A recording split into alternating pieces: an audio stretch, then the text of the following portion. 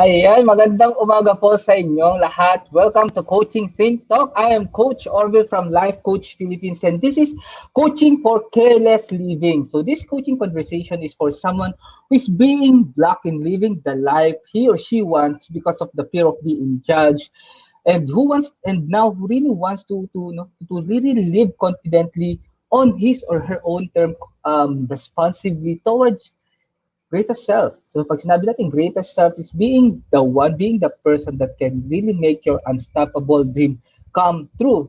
And I am on a mission to help highly doubtful men because of the shame in the past, may mga past mistake. If you're a man, talagang that you know that you can really create value, you are being so productive in your current space right now, being a corporate, having your own business. However, there are times that that you really see and really caught yourself na parang hindi mo na-enjoy or not really feel fulfilled because of still there is this remnant of past mistakes, not the shame of the things that you did before. Na sana hindi kung may babalik mo lang talaga yung panahon na yon, hindi mo sana siya ginawa, no? And then yung mga time na talaga like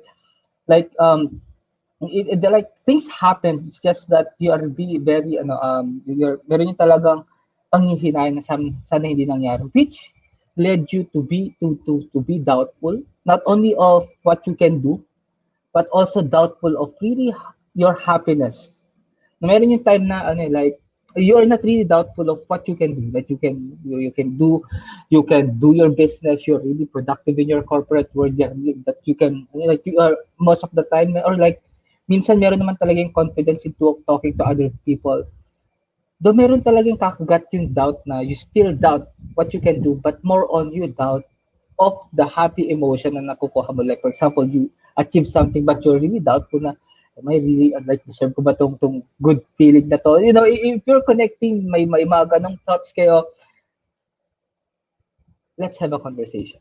So I'm really that mission of really helping those highly doubtful men, no, for really overcoming this guilt towards the greatest self. Again, uulitin ko, what is greatest self?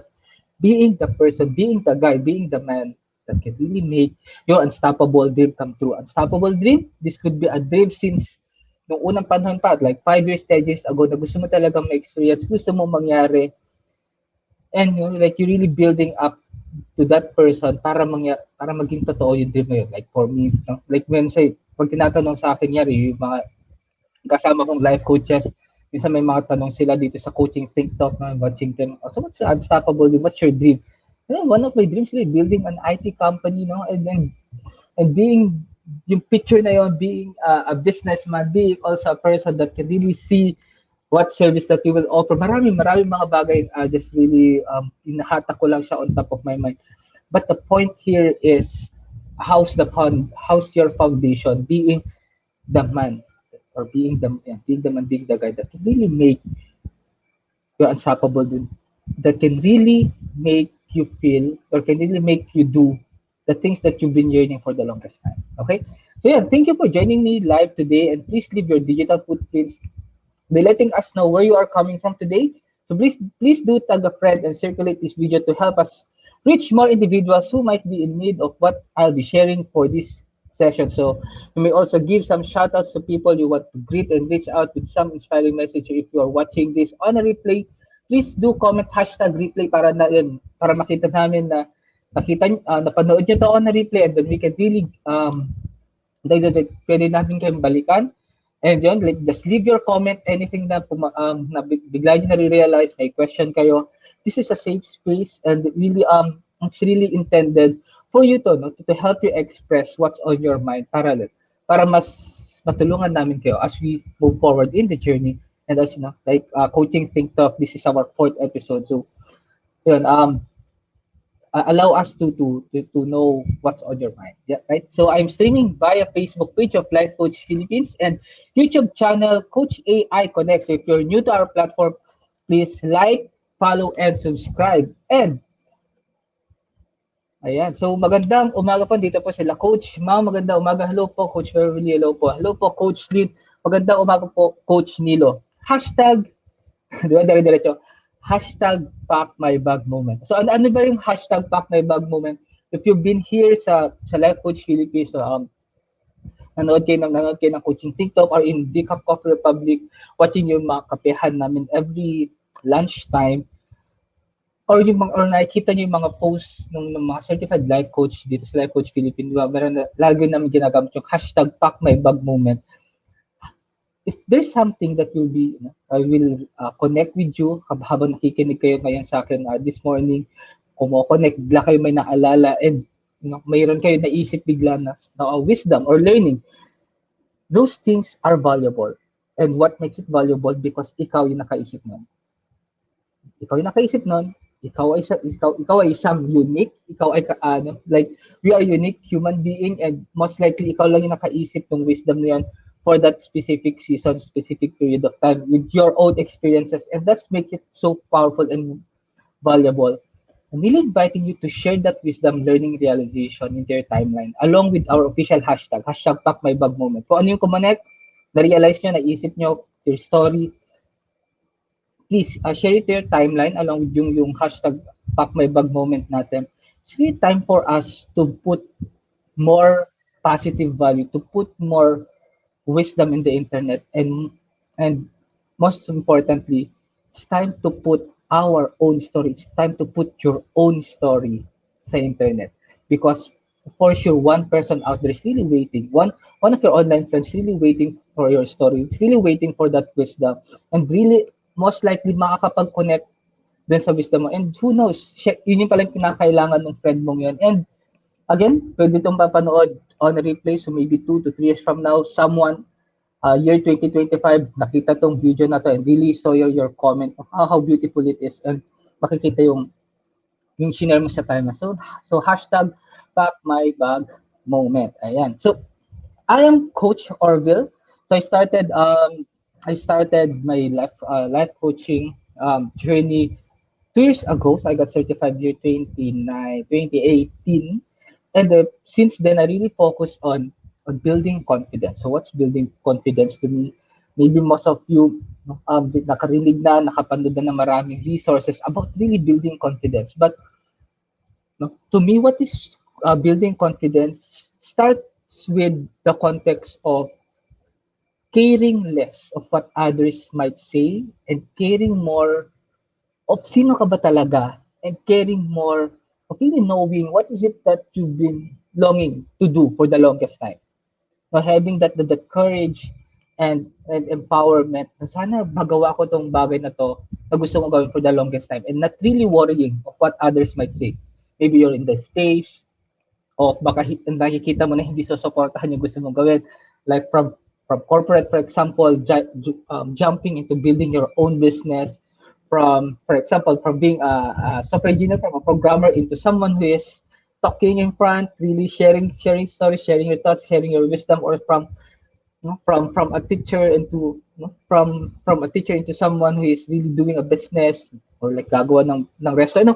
Maraming mga possible na transition. The point is you start caring more of who you are, your values, your principle, caring more, and really being curious of what is it that you really want to do, and the feeling of really doing it. Parang like paano kung imagine mo lang kung ano yung gusto mong gawin tapos ginagawa mo siya araw-araw, how beautiful life is. I'm really inviting you to picture that out. So I am also a software engineer. Nagamit ko example kanina. So I'm a software engineer for almost a decade. So I really love coding, creating programs, and creating instructions that a computer can execute. So to all software engineers out there watching, magandang umaga pa sa inyong lahat. Shout out to you guys, to all the people who are really creating innovation that really can make our life right now better, our experience in new normal better.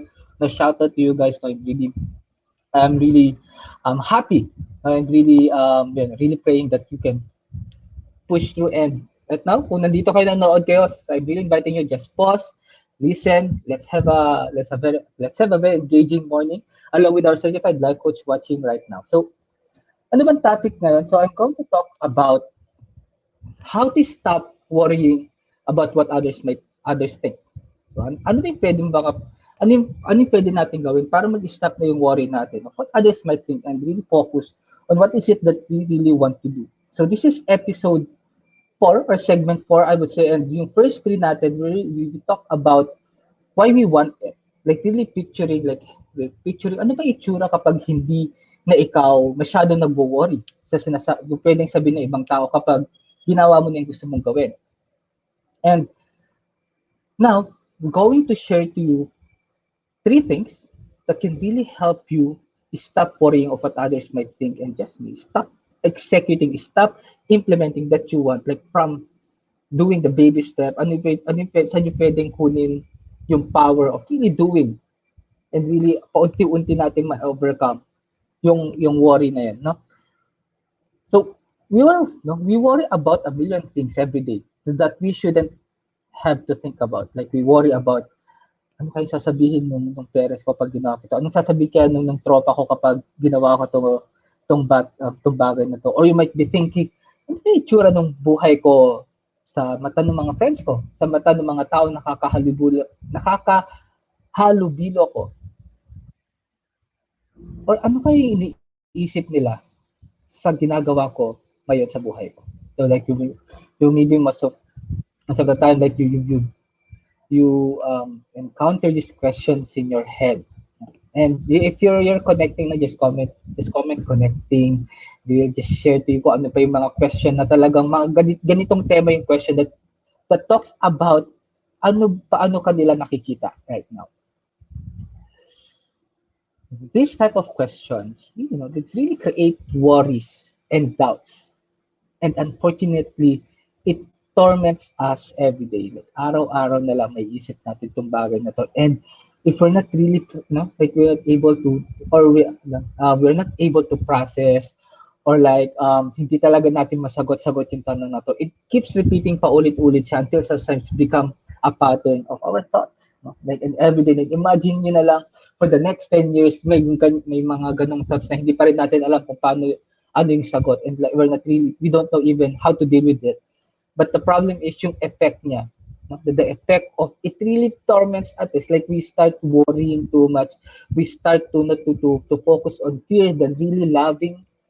No? Like sinasabi na, life is just a matter of choice. You choose out of love that instead of out of fear. And if we are in that worry state, napupunta tayo sa really fearful and not really going out. Going out from what? From what is from our current space. Because when we want to care less because we want to achieve something beyond of what others might think, yung beyond dun fear kung ano yung pwedeng sabihin ng ibang tao. Like, just imagine, I'm really inviting you right now. Imagine if you just stop caring too much sa sabihin ng tao. Like, even your close friend, even your family and friends. Again, I just want to put this in a context. When we say caring less, doesn't mean we don't care anymore. Na wala tayong pakialam sa ibang tao. It's more on caring less of what others might think, the fear of ano kaya iniisip nitong mga nagmamahal sa akin. And yung that leads really of the fear of rejection. Really overcoming that and caring more. Yung titingnan, like really introspect, ano ba ako, sino ba ako, ano ba yung gusto kong gawin. And really, with that, we know what to do as we move forward because the feeling of void, sometimes I feel not the feeling of void because we don't even know what we really want. We don't even know what we need to care for.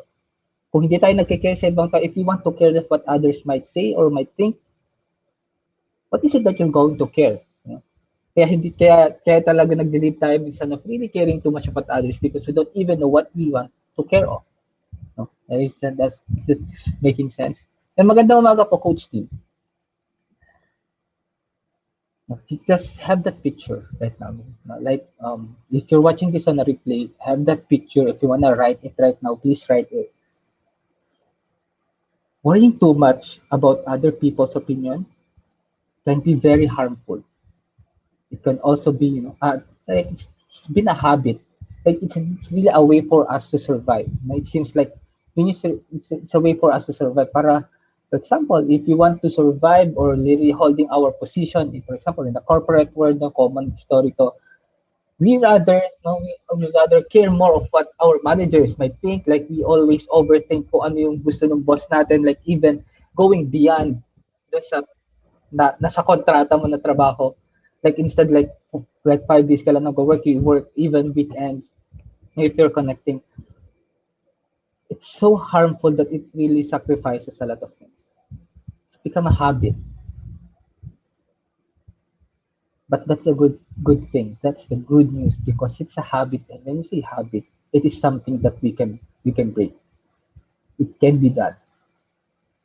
So I'm going to share to you. This is part one actually of how to stop worrying about what others think and really start doing what you want. So this is part one. We're going to have like a multiple segment about focusing on the step or things that can make you reflect para ma-start nyo na yung journey. Para makapag one legit baby step forward kayo towards caring less, towards what you want to do in life, towards your greatest self. So, the first thing is, ayan, thank you si Master E, yung backend natin. So, shout out to Master E. Maraming salamat for really supporting and really doing this one. Maraming salamat. Number one, question your productivity. So what does it mean? A certain level of concern about people's opinion regarding important aspect of your life is totally normal. That's talaga yung point. Let's accept the fact, the truth of meron talaga yung time na kailangan we really need to consider others' opinion. No? Things like caring about your boss thoughts, kung ano yung isip ng boss natin on your work, or caring about your significant other's feeling. Siyempre may kaibigan tayo, you have your wife, your husband, your girlfriend, your boyfriend. We really want, no, we care of what others might thinking or ano yung feeling nila currently right now. Being curious of these things are really normal. In some cases nga actually, it is really expected. Expected like you being a husband, you wanna know ano yung feeling ng wife mo right now. You start to care things to sa corporate world, you wanna care of ano yung iniisip kayo ng teammates mo, of course yung boss mo, and of course yung mga subordinates mo, you wanna care. But what happens when the healthy level of this concern, itong level of concern na to, become destructive to us? Like to the point of so excessive, like we start na-convert na siya into so much worry na para we can no longer decide on a specific situation if we're not going to us, if we're not always say yes dun sa tao that we are really caring. If you're connecting, you just comment below. If you're watching this or replay, replay, hashtag connecting. Like, just allow yourself to express right now. Yan, magandang umaga, Ate Coach Casey. Question to productivity talks about what are the things that what are the things or the concerns that you have that is beneficial and that are destructive. So at this point, I want to I'm really inviting you to have a moment of pause. Get your pencil, your pen, your ano ba tawag dito, ball pen, and your paper, and start writing like brutally honest. Ikaw lang to, wala namang ibang tao. Ikaw lang makakapagsulat dun sa paper na yan. Sulat mo lahat ng list of concerns that you've been receiving, no? Or yung naiisip mo mga concern. And really, each one of them, kapag nakita mo yung list of concern na each one of them, start to reflect one. Like, ano yung concern mo? Kunyari, pag ano sasabihin ng boss mo. And then, another concern, baka anong sasabihin ng anak ko kapag ginawa ko to. Another concern, kapag ginawa ko to, ano yung magiging implication nito sa other relationship mo. No? Those sample of things of concern, like, allow yourself to flow. The important thing is, be brutally honest. Ano yung mga concerns na iniisip mo right now? Write it. Like, really write it. Actually, creating that physical symbol, kung ano, physical thing na nanggaling sa utak nyo, na isulat nyo siya. Reflect. And start sorting or like start identifying ano yung mga beneficial things that is really needed, essential to your life, and things that are really destructive to you as you go forward in your life, your journey. So that's question the productivity. Truth hurts, but allow me to give you this truth. Of course, someone else's opinion to us, if you're going to reflect of it on it, it's not really our business, none of our business. But it doesn't mean it's really stopping us to love. What is it that we want to do? To do, start loving others. But caring too much of others' opinion about you doesn't really help you at all. But unfortunately, can really be so destructive sa sarili. Do it yourself. Do this for yourself. These are concerns. Reflect what are the beneficial things and what are the destructive things. Okay, so that's number one. And then number two, whoop, remember, everyone worries. They always had that. This is another truth that we really need to accept. Maybe most of the time, hindi talaga natin siya napapansin or hindi lang natin siya, it's somewhat simple. Pero no, like, be conscious na have, like, namnamin natin to point number two. Remember, everyone worries. What I'm trying to point here is, try if you remember, one of the things that I discussed dun sa From Shyness to Shyness, that is a life coaching access, started last year. We talk about lizard brain. Actually, I started also the first segment of careless living. I started with yung brain of, when we say lizard brain. So, di ba maraming mga type yun eh. When we say a human, meron daw siyang lizard brain which is focusing on survival. And then the mammalian brain, and then I forgot the other one kung meron atang isa. The mammalian brain talks about, ano ba, ano yun?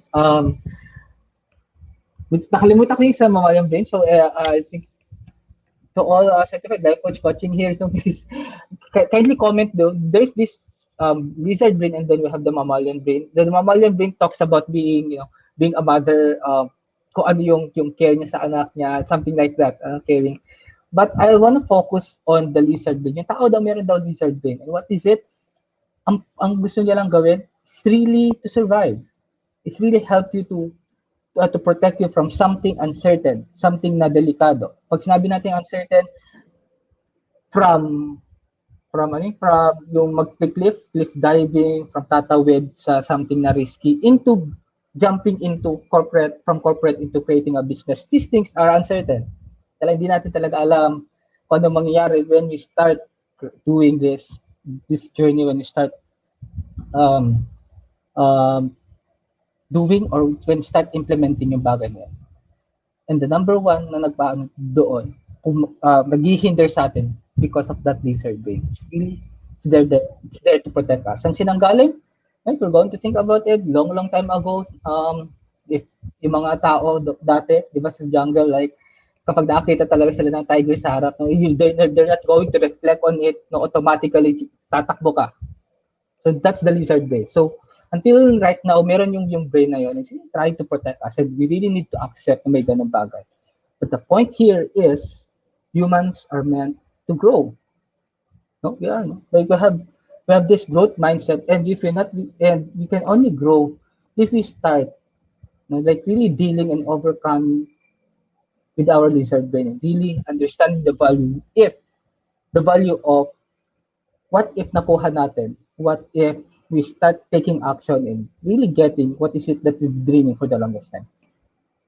So, about the lizard brain, all of us, we have one, meaning that means, we all worry about what others think of us as of some extent. No? Just knowing that can often help you relax and be yourself.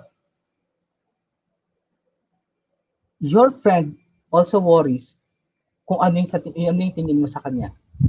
When you think of it, it's not only you worrying of what others might say. Even others is really worrying what you might thinking about them. Like, really accepting yung truth na yan. If you're going to see, almost always our concerns are really groundless. If it makes you feel more secure, keep in mind that others are often just as worried about what you think of them. This is not, hindi like really the feeling of hindi lang ikaw. Like, your case is not isolated. Other people as well is really having this concern. Me, myself, talking in front of you, Diyos ko Lord, may ganito rin ako. Like, until right now, there's really level of, worries and things about, I really love caring less about others. No? But then this is really a journey, and that's the reason why I'm here and really like really sharing these things that I have learned along these past 2 years now inside Life Coach Philippines under Master Coach A. This is a powerful wisdom, powerful na learning galing kay Master Coach A. Really, they're helping me right now with to overcome this. And this is something that I'm also sharing with you this very morning. Hello po, Master Coach Jasmine. Hello po, Coach Gabriel. Yes, hashtag careless. And that's number two. Remember everyone's worried. And last but not the least, ayan, seek wise counsel. No? So it is natural to seek the approval of loved ones when we make decision or changes in our life. No? By default, kunyari meron tayong gustong gawin, we start to ask, for example, our parents, our siblings, no? Some, minsan yung mga pinsan natin, maybe some old friends, classmate ng high school, classmate ng college, no? We start to ask for input dun sa mga gusto nating decision, like maybe a pivotal decision in our life. Now you may be used to telling that some people your some pe- telling the same people your plan or decision, but these people always seem to rain on your parade. Yeah, so your friends, family might be honestly trying to prevent you from making a huge mistake. Huge mistake. It might be done out of love. Minsan,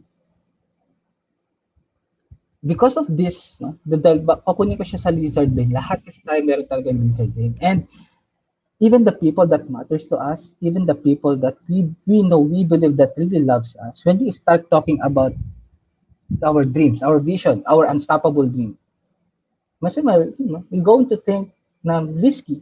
Even you yourself, if going, no, try to reflect the times na may nagkwento sa yung friend mo, and you know that it's somewhat risky. No, we're not really here to validate if it's right or wrong, but the point here is, minsan out of love, they want to say they're going to give you advice that really hinders you to do what is it that you want to do for the longest time. Because it's risky, uncertain. Yes, nanggaling to out of love, their advice is out of love. But always remember, that doesn't mean or that doesn't justify that they are correct. Start being more selective of who you share with your vision, your unstoppable dream. Start to be more selective. Like seek wise counsel from the people who loves you and really wants to live your biggest life. Start listing those people that you want to, like meron yung process of identifying the people that matters to you, identifying the people that you've been following for the longest time and really why you want to follow them. Seek their help. What made them into that space? This is a journey. And one of the greatest thing, one of the critical thing that I always like what we always say as certified life coach is help is available. Help is available. There are things, meron talaga darating yung time na may limit ka. May limit ka, like there are the things that only you can do alone. But if you wanna go beyond dun sa circle of what that you can do alone, you really need to ask for someone for help. Someone that was already there, someone is really guiding you that can really help you your blind spot, someone that can really say you can do it to the point na pipil mo, yes, you can do it. Hire a certified life coach. That's a one important thing, one critical thing that I really believe all of us must do, especially this current season of our life. Year 2021, second quarter is about to end. Well, kaka-start lang naman ng second quarter, natapos na yung first quarter. And identify what is it that you want? Like ano ba yung gusto mong gawin?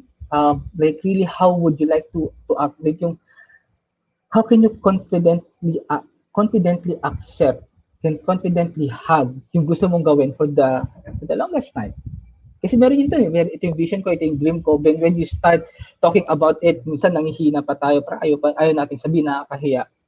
Because we care too much what others might say dun sa dream na yun. Start. We need someone. Be myself. Even I, like, the tribe that I am in, like the Life Coach Philippines, the family, Master Coach A, these are the people who've been there. Parang tutulungan. I want to point is hire a certified life coach from the space of you want to make your unstoppable dream really come true, because hindi mo talaga siya magagawa mag-isa. A life coach can help you see your blinds, but a life coach can help you journey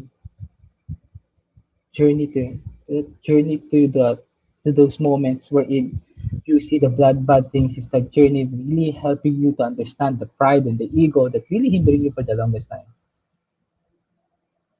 Those doubts that been there lurking, na sobrang nagpatong-patong na yung doubts mo, that you don't even know what is it that you're doubtful. Hire a certified life coach. Connect with us. Connect with Coach Rizal, 0917-586-1661.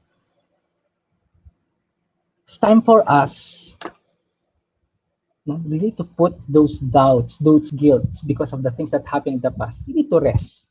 No? It's really, you are not your mistake. We care too much because of the things most of the time. We care too much because takot na takot tayo makita yung mga mistakes natin before. It's really a process. I mean, I'm not really here to brush it off, but then it's time for us to move forward, for you to move forward. You need to have that acceptance that you are not your own mistake. And a certified life coach can really help you process these things. It might seem easy or simple, na sinasabi ko. It's not really easy. There's really a process.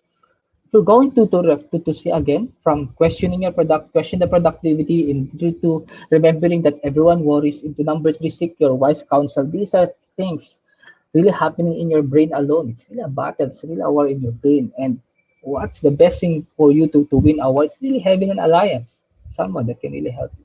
Hire a certified life coach. It's time for you to put your doubts and guilt into rest and start showing up, start taking action, say yes to this journey, start living carelessly. Okay? So, as I end this conversation, let me invite you to be part of what we are doing as an organization of professional certified life coaches. So do join us for another coaching conversation later with Coach C for coaching for actionable motivation at 2 p.m. And Coach Jan, so dalawa po yung ano natin, si Coach Jan for coaching for premium growth at 4 p.m. naman. So I would also like to invite you to Master Coach A's co-actively co-create life coaching certification program. So this is a comprehensive approach to learning and mastering life coaching as an active process of creating a new path to achieving results in life, so that success is inevitable in every coaching relationship. So ano meron po dito sa co-actively co-create life coaching certification? So it includes 21 days, the 21-day web-based learning, a 3-day live coaching bootcamp with Master Coach A, and a 3-day live business bootcamp with senior coaching teams. So the program package also comes with many other bonuses. So connect with Coach Rizal through 0917-586-1661 to discover the opportunities waiting for you in this profession. Once again, I am Coach Orvyl. Magandang umaga po sa inyo lahat. I'm Coach Orvyl from Life Coach Philippines for Coaching Think Talk. Coaches like us think and talk like this. This is Us in the Philippines. Love, bomb, boom. Signing off.